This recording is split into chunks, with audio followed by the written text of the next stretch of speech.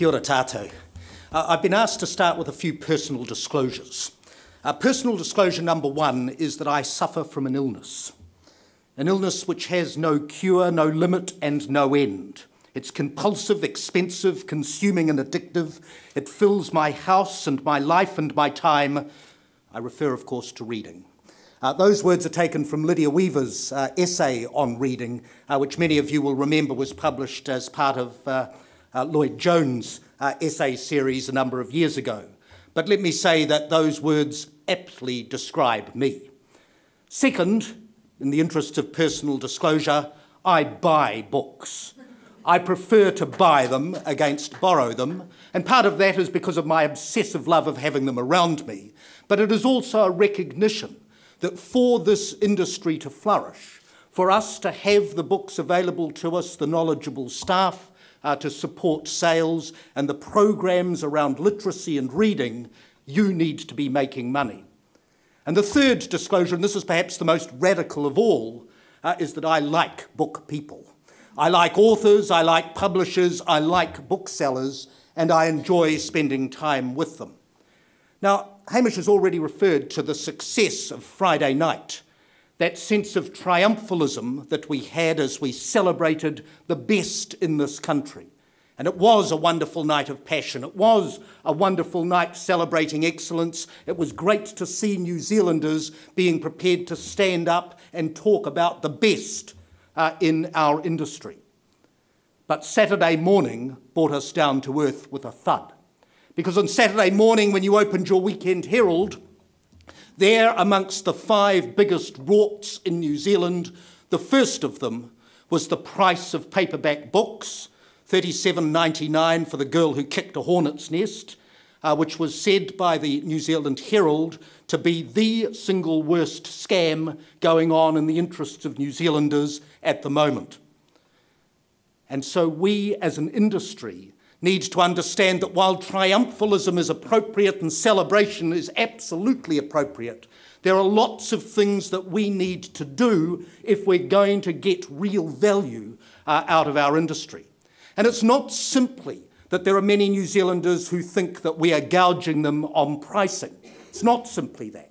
It's also that, in fact, if you look at that cartoon, little film piece that we saw a moment or two ago with the new technology of books, the reality is that in many, many, many New Zealand homes, there are no books.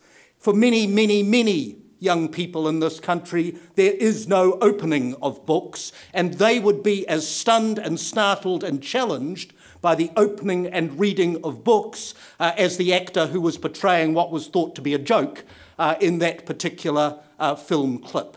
So we collectively have work to do in that space. But it's not even just that.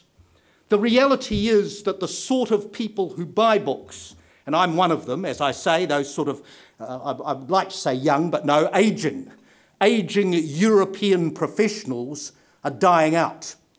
The demography of New Zealand is a new demography. It's a demography which is more Asian and more Polynesian.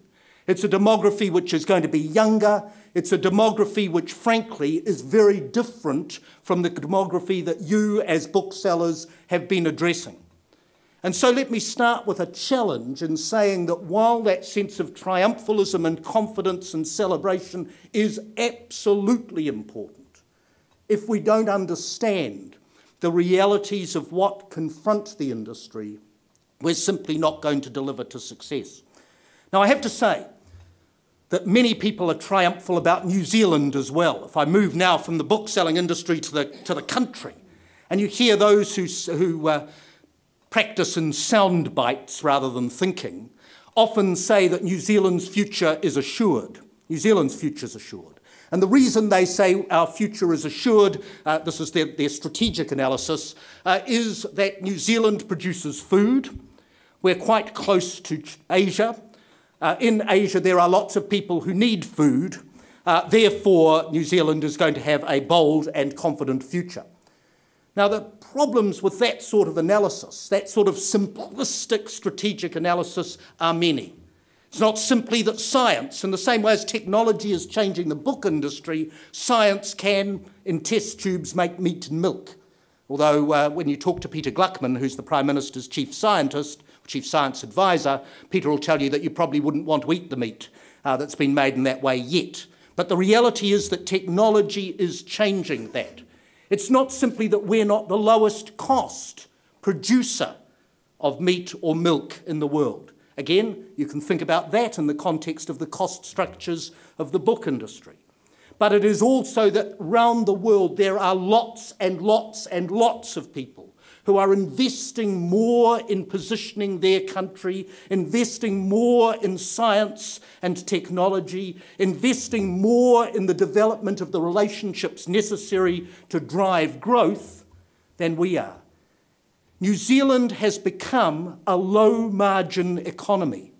And the bizarre thing in my mind is that we pride ourselves in it.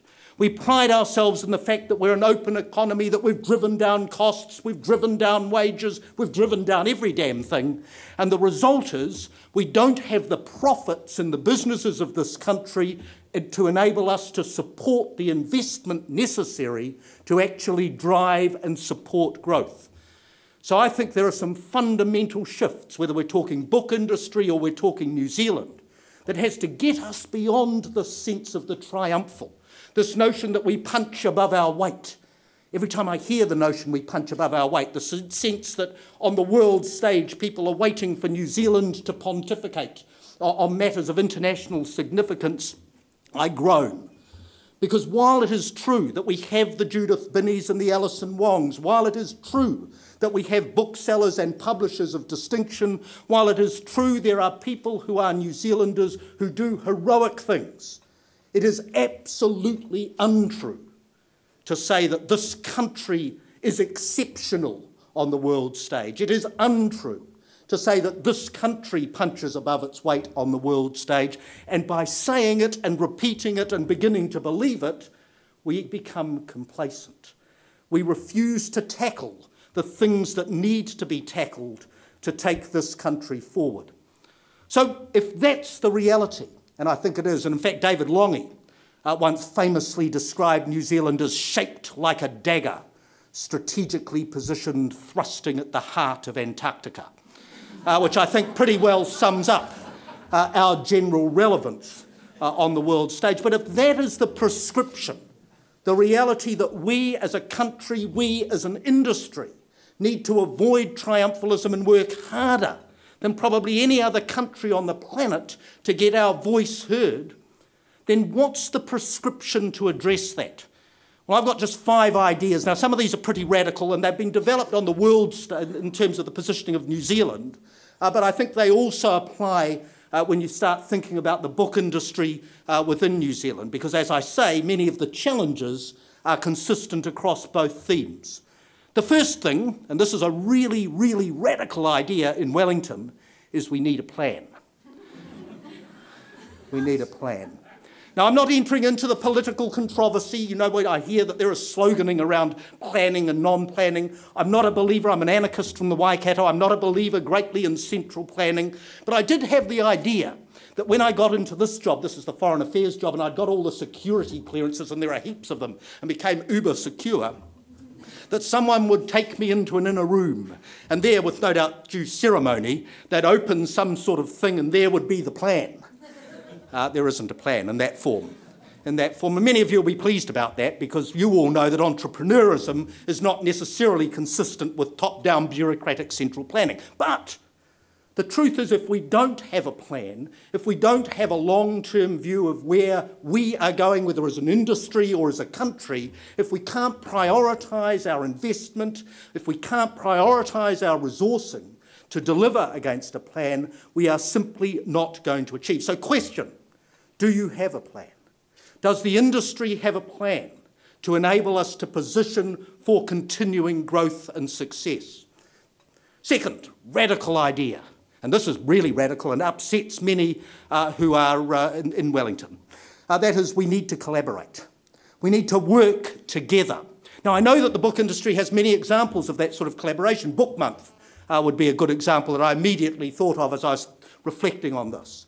But the reality is that in New Zealand, we do very little by way of collaboration. It fascinates me how, for a small country with all the challenges that smallness bring. We don't have strategic heft, we don't have size and buying power on the world stage, but we do have the benefits of smallness. We should be able to get ourselves aligned. We should be able to be nimble in the face of change. We should be able to be really responsive to what's going on. The reality is we're so damned independent, which is a fine thing to be for the independent booksellers amongst you. I'm not making a general comment there, but New Zealanders have had real difficulty in getting ourselves joined up and working together. And the reality is that unless we are prepared to do that, unless we understand that it's going to be by working together that we address the reality that many New Zealanders can't read, unless that we understand by working together we can address the reality that many New Zealanders don't read, and unless we can work together to recognise that by enabling more New Zealanders to read and supporting more New Zealand writers, we can actually grow our businesses and grow our customer base, then we're not going to deliver. And it's exactly the same on the world stage. Unless industry works with politicians, works with bureaucrats, works with, you know the sort of story, we're simply not going to get the 4 million people here and the million of us who live offshore voices heard at all on the world stage. So there's the second thing. Here's the third thing that I think we need if we're going to actually deliver some real growth. And this is a big shift. We need an attitude change. We need an attitude change. And there's just two elements of that that I want to reflect on today, but you can talk about this for hours. I'm not going to. The first thing is that we need to be more outward looking. We need to be more engaged in the international debate and in the international scene. Now, of course, I'm talking about that immediately from the perspective of New Zealand's positioning in the world, my new job, if you like. And you might say to me, good grief, we've got all these free trade agreements, we're engaged, doing wonderful things with China, we're doing wonderful things, across the board. But the reality is, as you and I know, that the number of New Zealanders who are really engaged in that international trade is extraordinarily small. The number of New Zealand businesses that are engaged in that trade is extraordinarily small. And the sentiment of New Zealanders towards international investment in this country, the sentiment of New Zealanders towards international influxes of different diasporas from Asia in this country probably more accurately reflects the reality of our level of true engagement in Asia or internationally. And I just want to reflect in that context on the Book Awards on Friday. Because if you think about the books that were celebrated, magnificent books though they were, and are, absolutely.